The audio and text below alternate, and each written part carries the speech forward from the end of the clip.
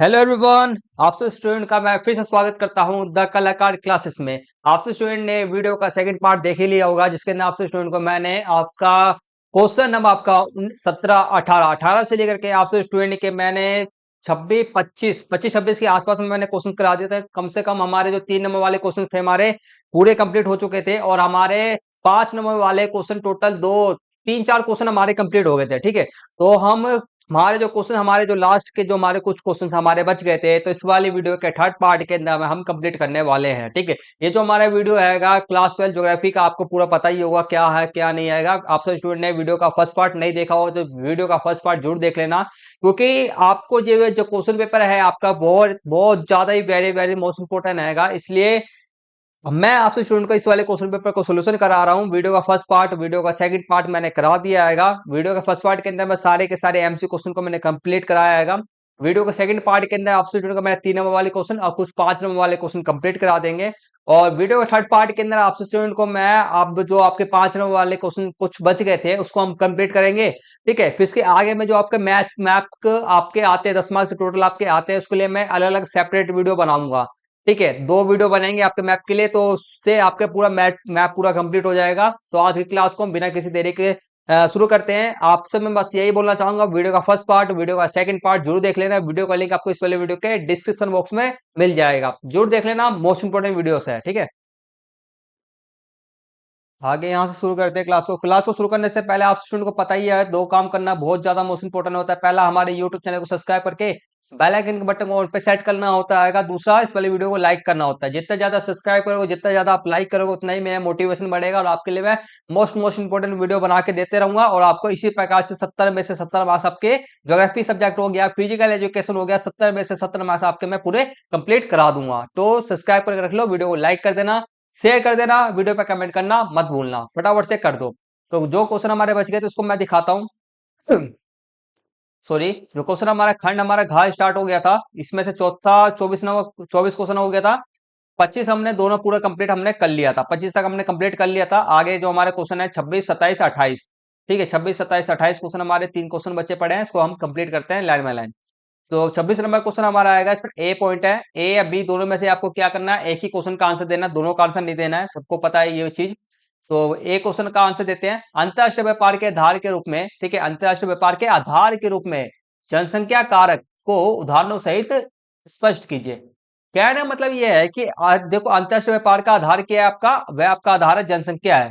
ठीक है, जैसे मतलब कि अंतरराष्ट्रीय व्यापार कैसे होगा, एक देखो, अंतरराष्ट्रीय व्यापार जो होता है, इंटरनेशनल जो व्यापार आपका होता है, क्यों होता है बताओ, जनसंख्या के कारण। ठीक है, तो आपका जनसंख्या के कारण होता है।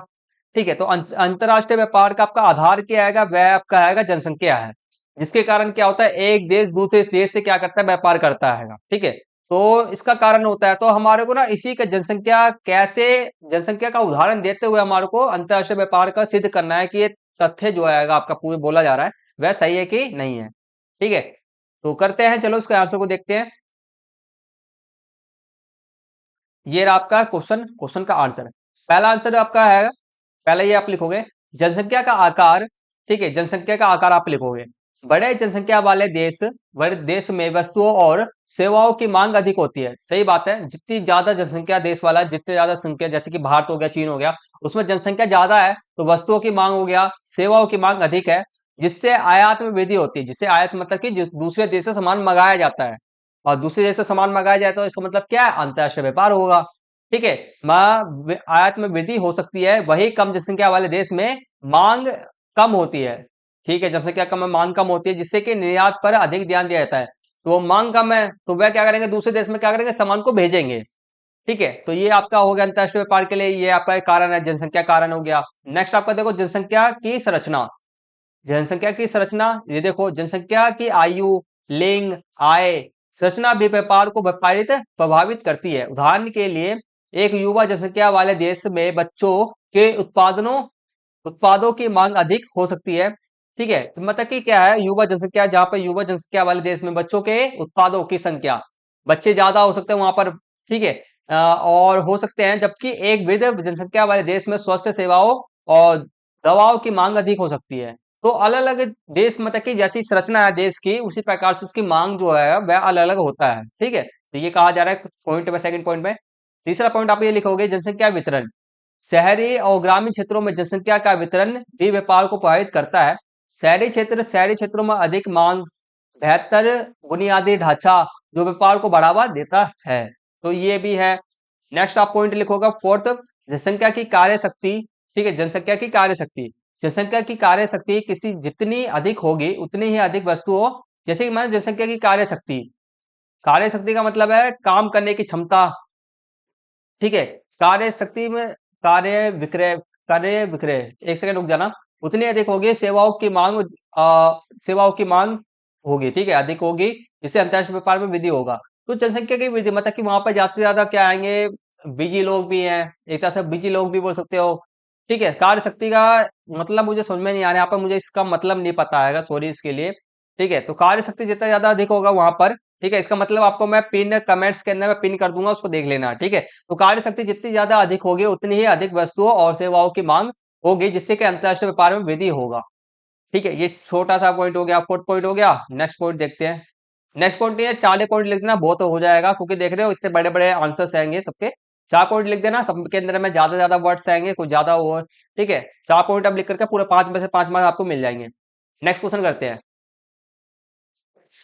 नेक्स्ट क्वेश्चन आपका आएगा अथवा वाला, इसका आएगा इसी का अथवा वाला, हम अथवा वाले क्वेश्चन भी करते हैं। तो बी आपका है, निपटाए गए नौभार और अवस्थिति के आधार पर विश्व में पत्तनों के प्रकारों का वर्णन कीजिए। अब क्या निपटाए गए नौभार और अवस्थिति। ठीक है, नौभार मतलब कि कितना वह ट्रेवल कर रहा है, मतलब कि कितने सामान को लेके जा रहा है, कितने सामान को लेकर के आ रहा है, वह चीज। अवस्थिति मतलब कि इंफ्रास्ट्रक्चर, इंग्लिश में होता है इंफ्रास्ट्रक्चर, मतलब कि कितना बड़ा है, कितना विशाल है, क्या क्या वहां पर, क्या किन किन चीजों के कैसे कैसे बना पड़ा हुआ है, कितना विशाल है, कितना बड़ा है, ये सब चीजें। जैसे कि बुर्ज खलीफा हो गया, बुर्ज खलीफा का इंफ्रास्ट्रक्चर बोला जाए, इंफ्रास्ट्रक्चर अवस्थिति कितना बड़ा है। समझ सकते हो मेरी बात को। आगे बात करना था, विश्व में पत्तनों के प्रकारों का वर्णन करना है हमारे को। अलग अलग प्रकार के विश्व में पतन पाए जाते हैं, उनके बीच में अब नौभार अवस्थिति के आधार पर बताना है हमारे को। ये बहुत आसान क्वेश्चन आपके बुक का ही है, चलो देखो। ठीक है, तो पहला हमारा जो आएगा, नौभार के आधार पर पत्तनों का वर्गीकरण हम कर रहे हैं। ठीक है, तो नौभार के आधार पर टोटल 3 प्रकार में आपका वर्गीकरण किया जाता है। पहला आपका होता है औद्योगिक पतन। यह पतन थोक, ठीक है, थोक नौभार जैसे अनाज, चीनी, अयस्क और रसायन आदि के लिए सॉरी विशेषीकृत होते हैं। ठीक है, विशेषीकृत होते हैं, मतलब कि ठोक, मतलब कि ठोक मतलब कि पूरा एकदम क्या बोलते हैं, होलसेल पूरा, मतलब कि पूरे का पूरा बोरी बोरी भर भर करके। ठीक है, औद्योगिक पतन हो गया। नेक्स्ट आपका आएगा वाणिज्य पतन। यह है पतन सामान्य नौभार और कंटेनर नौभार का निपटारण करते हैं, यह यात्री परिवहन भी संभालते हैं। तो ये क्या है, सामान्य नौभार मतलब छोटे मोटे हल्के फुल्के नौभार को करते हैं ये। ठीक है, नेक्स्ट आपका है विशिष्ट पतन। यह पतन ठोक सामान्य नौभार दोनों का निपटान करते हैं। अब ये ठोक हो गया प्लस में सामान्य नौभार दोनों का ही निपटारा करते हैं ये पतन। तो आपका नौभार के आधार पर आपका ये हो गया। ठीक है, 3 प्रकार से। अब आपका अवस्थिति के आधार पर, अवस्थिति के आधार पर पतनों का वर्गीकरण आपका 2 प्रकार में बांटा गया है। पहला आपका अंतर्देशीय पतन है, अब बड़ा पतन है। बड़ा मतलब बाहर है। अंतर्देशीय पतन का मतलब है यह पतन समुद्री तट से दूर स्थित होते हैं। समुद्री पतन समुद्री तट से क्या तो दूर स्थित होते हैं, ठीक है। और समुद्र से एक नदी या नहर द्वारा जुड़े होते हैं, और समुद्र से क्या होते हैं, एक नदी या नहर द्वारा जुड़े होते हैं, बस सिंपल सा।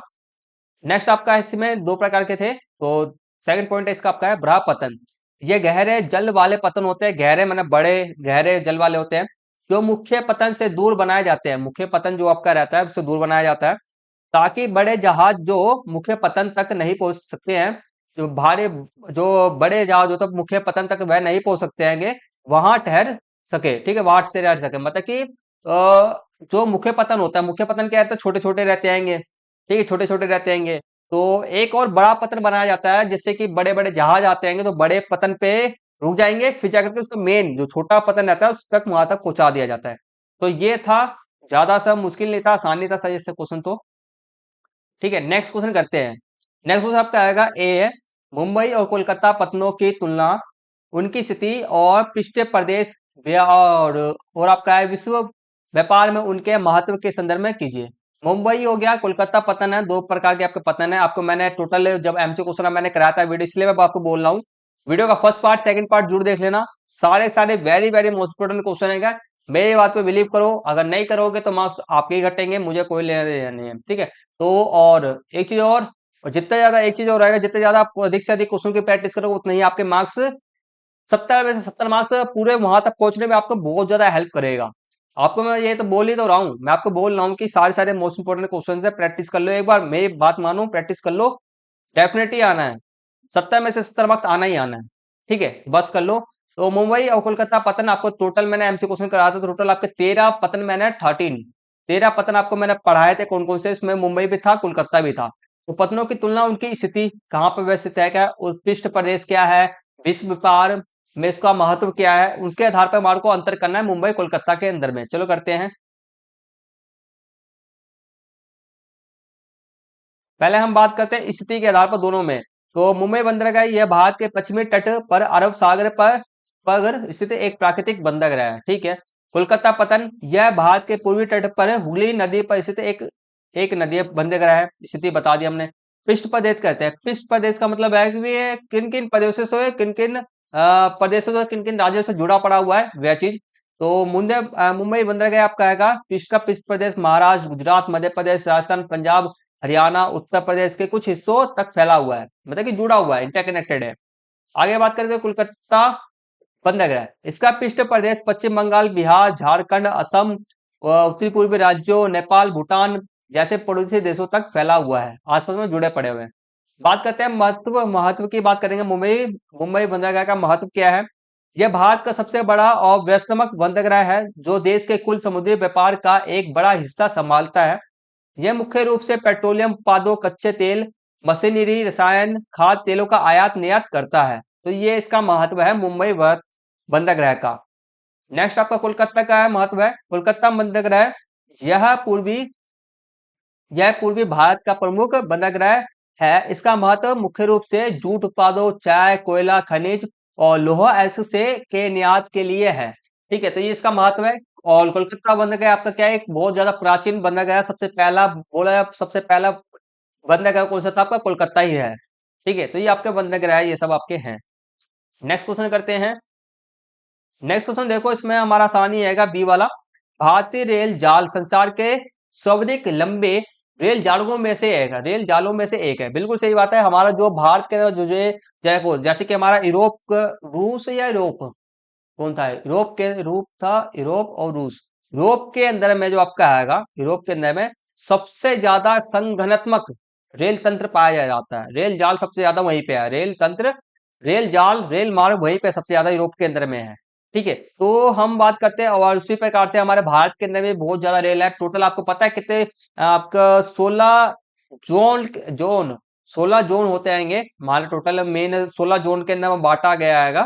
जो सेंटर है, मतलब कि एक तो मेन हेड तो है ही है हमारे रेल तंत्र का, भारत के रेल तंत्र का एक हेड है, बाकी 16 और हेड छोटे छोटे टुकड़ों में उसको बांटा गया, डिवाइड किया गया है, जोन बनाया गया अलग अलग, ताकि संभाला जा सके। इससे आपको पता चला होगा हमारा जो भारत का रेल तंत्र है आपका बहुत ज्यादा बड़ा है। ठीक है, तो सबसे लंबे रेल जालों में से एक है, और उसने देश के आर्थिक विकास में महत्वपूर्ण योगदान दिया है। बिल्कुल सही बात है, हमारे देश के तब से रेल मार्ग, रेल जाल बढ़ाया गया, तो हमारा आर्थिक विकास बहुत ज्यादा उन्नति की ओर गया है। तो उपयुक्त तर्कों के साथ कथन की पुष्टि करना है, मतलब कि किस प्रकार से रेल जाल ने हमारा आर्थिक विकास किया है, तो हमारे को बताना है। चलो करते हैं। देखो, सबसे पहला हमारा लिखोगे आप, सबसे पहला ऑप्शन लिखो, कृषि उद्योग का विकास। ठीक है, भारतीय रेलवे कच्चे मालों को उद्योगों तक पहुंचाने और तैयार माल को बाजार तक पहुंचाने में महत्वपूर्ण भूमिका निभाती है। यह कृषि उत्पादों को देश के विभिन्न हिस्सों में ले जाने में भी मदद कर ले जाने में भी करता है। ठीक है, मदद ले जाने में, हिस्सों में ले जाने में भी मदद मदद करता है। ठीक है, तो ये आपका कृषि और उद्योग में विकास किया उन्होंने, कृषि उद्योग का विकास किया। ठीक है, दूसरा बात करते हैं व्यापार और वाणिज्य का विस्तार। रेलवे ने देश के विभिन्न हिस्सों को जोड़कर व्यापार वाणिज्य को बढ़ावा दिया, जिससे कि आर्थिक गतिविधि को वृद्धि मिली। ठीक है, अब आर्थिक गतिविधि को क्या मिला, वृद्धि मिली, व्यापार वाणिज्य को जोड़ दिया। तीसरा पॉइंट आप लोग, रोजगार सृजन। रेलवे एक बड़ा नियोक्ता है जो लाखों लोगों को प्रत्यक्ष अप्रत्यक्ष रूप से रोजगार प्रदान करता है, आर्थिक विकास में मदद किया इसने। ठीक है, चौथा पॉइंट आप लिखो, राष्ट्रीय एकता। ठीक है, रेलवे देश के विभिन्न हिस्सों को जोड़कर राष्ट्रीय एकता को बढ़ावा देती है, जिससे कि आर्थिक और सामाजिक विकास को गति मिलता है। सही बात है। नेक्स्ट आपका पर्यटन को बढ़ावा देता है। रेलवे पर्यटन को बढ़ावा देने में भी महत्वपूर्ण भूमिका निभाती है, जिससे कि विदेशी मुद्रा अर्जित होती है और स्थानीय अर्थव्यवस्था को लाभ होता है। तो ये कारण है जिससे कि हमारा रेल तंत्र, भारतीय रेल तंत्र ने आर्थिक विकास को बढ़ावा दिया। तो ये आप 5 पॉइंट आप लिखोगे। नेक्स्ट क्वेश्चन करते हैं। नेक्स्ट क्वेश्चन जो हमारा हैगा, ए और बी दोनों का ही आंसर आप एक ही लिखोगे। ठीक है, अब मैं ऐसा क्यों कह रहा हूं, आप खुद से पढ़ के देखना इसको क्वेश्चन को। दोनों ही क्वेश्चन एक ही प्रकार के हैं, आपको मैं पढ़ के समझाता हूं। देखो, बढ़ती हुई जनसंख्या, औद्योगिक विस्तरण के कारण जल के अविवेकपूर्ण उपयोग से जल की गुणवत्ता में गिरावट आई है। बिल्कुल सही बात है, उपयुक्त उदाहरण सहित कथन की पुष्टि करें। तो जनसंख्या हो गया, औद्योगिकरण के कारण क्या हुआ, जल का अविवेकपूर्ण उपयोग हुआ, जल की गुणवत्ता में खराबी हुई। ठीक है, अब बी पढ़ते हैं। मानव क्रियाकलापों से उत्पन्न, मानव क्रियाकलापों से उत्पन्न कौन मानव क्रियाकलाप, जनसंख्या ही तो आएगा ना, मानव क्रिया जनसंख्या आएगा, औद्योगिकरण भी इसमें ही आएगा। होने वाले प्रदूषण, प्रदूषक किस तरह जल प्रदूषण के लिए उत्तरदायी, जल प्रदूषण के लिए उत्तरदायी। अब प्रदूषक हुआ उससे, तो जल की गुणवत्ता में क्या आया, गिरावट आया, तो जल प्रदूषण हुआ के लिए उत्तरदायी उदाहरण सहित करे। तो सेम ही चीज है, क्वेश्चन के अंदर में सेम ही पूछा जा रहा है, सेम ही क्वेश्चन रहेगा, दोनों का आंसर आपका एक ही है। तो करते हैं। और आपको मैं बता दूं, आपको वीडियो का पीडीएफ चाहिए तो हमारे व्हाट्सएप ग्रुप, टेलीग्राम ग्रुप को ज्वाइन कर लेना। वहां से आपको व्हाट्सएप ग्रुप, आपको आंसर शीट हो गया, क्वेश्चन पेपर हो गया, उसका मैं पीडीएफ आपको सेंड कर दूंगा। चलो करते हैं। देखो, तो पहला आप आंसर लिखोगे, औद्योगिक प्रदूषण, उद्योगों से निकलने वाला अपशिष्ट जल, जिसमें भारी धातुएं, रसायन, विषैले पदार्थ जैसे होते हैं, नदियों झीलों में मिल जाते हैं। बिल्कुल सही बात है, जिससे कि जल प्रदूषित होता है। उदाहरण के लिए कानपुर में गंगा नदी का प्रदूषण चमड़ा उद्योग के कारण हुआ है। यह पॉइंट हो गया आपका, लिखोगे। सेकंड पॉइंट आप लिख सकते हो, घरेलू सीवेज हो गया आपका, शहरों में बढ़ती जनसंख्या के कारण घरेलू सीवेज की मात्रा बढ़ गई है। बिना उपचयित सीवेज की सीधे जल निकायों में छोड़ दिया जाता है, जिससे कि जल में बैक्टीरिया और अन्य हानिकारक सूक्ष्म जीवों की मात्रा बढ़ गई है।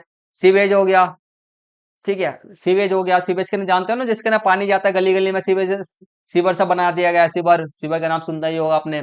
सीवर सा बना दिया गया है, फिर से गाड़ियों द्वारा साफ करवाया जाता है। फिर इसी को फिर इसको कहाँ फेंकेंगे पानी को, नादने अपना नदी हो गया, नहरों सब में डाल दिया जाता है। सीवेज हो गया। कृषि अपवाह हो गया आपका, तो कृषि में उपयोग होने वाला है उर्वरक हो गया, कीटनाशक बारिश के कारण, बारिश के पानी के साथ बहकर नदियों और झीलों में मिल जाते हैं, जिससे जल में पोषक तत्वों की मात्रा बढ़ जाती है और शैवाल की अत्यधिक वृद्धि होती है। अब देखो इसमें क्या होगा, इसके अंदर जल में पोषक तत्वों की मात्रा बढ़ जाएगा, उसके कारण शैवाल का निर्माण आपका ज्यादा से ज्यादा होगा और जल गंदा हो जाएगा। ये हो गया। नेक्स्ट आपका आएगा, लिखोगे पॉइंट, धार्मिक और सांस्कृतिक त्योहारों के कार्य सामग्री, उन्हें जल में डालना और मनुष्य सब को जल में विसर्जन, ठीक है, विसर्जन करने से जल प्रदूषण होता है। ये कारण हो गया। नेक्स्ट आप पॉइंट आप लिख रखोगे, ठोस अपशिष्ट, प्लास्टिक, पॉलिथीन और अन्य गैर जैव नवीकरणीय, गैर जैव नवीकरण निम्नीकरणीय, जैव निम्नीकरणीय आपका आएगा, मतलब कि जिसे फिर से दोबारा क्या न किया जा सके, फिर से दोबारा समाप्त न किया जा सकता, एक तरह से पहले आएगा जैव निम्नीकरणीय, मतलब कि फिर से दोबारा उसको समाप्त किया जाए, इससे समाप्त होता ही नहीं बिल्कुल भी। पॉलिथीन हो गया, ये सब अपशिष्ट पदार्थ जल निकायों में फेंक दिए जाते हैं, जो जलीय जीवों के लिए खतरा पैदा करते हैं और जल के प्रवाह को बाधित करते हैं। तो ये सब कारण आपके टोटल 5 कारण है, जिसके कारण क्या हो रहा है, हमारा मानव के कारणों से ही जल प्रदूषण हो रहा है। ये टोटल आपके 5 कारण है।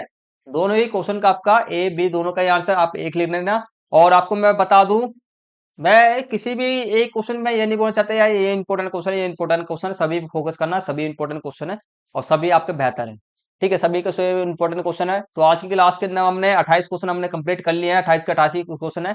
बाकी आपके आगे 29 और 30 नंबर वाले क्वेश्चन आपके होते हैं, वह आपका मैप होता है, वर्ल्ड का मैप होता है और इंडिया का मैप आपका होता है। सबको ही पता है, 10 मार्क्स का आपका मैप आता है, 10 मार्क्स पूरे पक्के के पक्के हो जाए आपके।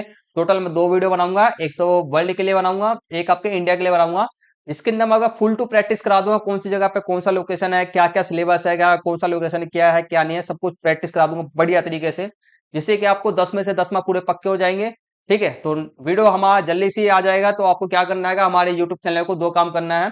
हमारे यूट्यूब चैनल को सब्सक्राइब करके रख लो, सब्सक्राइब करो, बेल आइकन बटन को ऑन पे सेट कर लो, वीडियो को लाइक करना मत भूलना, शेयर करते हैं अपने दोस्तों के साथ में, वीडियो का कमेंट करना मत भूलना। ठीक है, टेलीग्राम चैनल और हमारे व्हाट्सएप ग्रुप को ज्वाइन कर लो, क्योंकि आपको वहां पर हमारा क्या मिल जाएगा, पीडीएफ सब मैं आपको प्रोवाइड करा दूंगा वहीं पे, ठीक है। तो फटाफट से कर लो। ठीक है, तो आज की क्लास में यही फिनिश करते आएंगे, मिलते हैं जल्दी से नेक्स्ट वीडियो में, हम मैप वाली वीडियो के साथ में जल्दी से मिलेंगे। तब तक के लिए टेक केयर, टेक बाय, जय हिंद, जय भारत।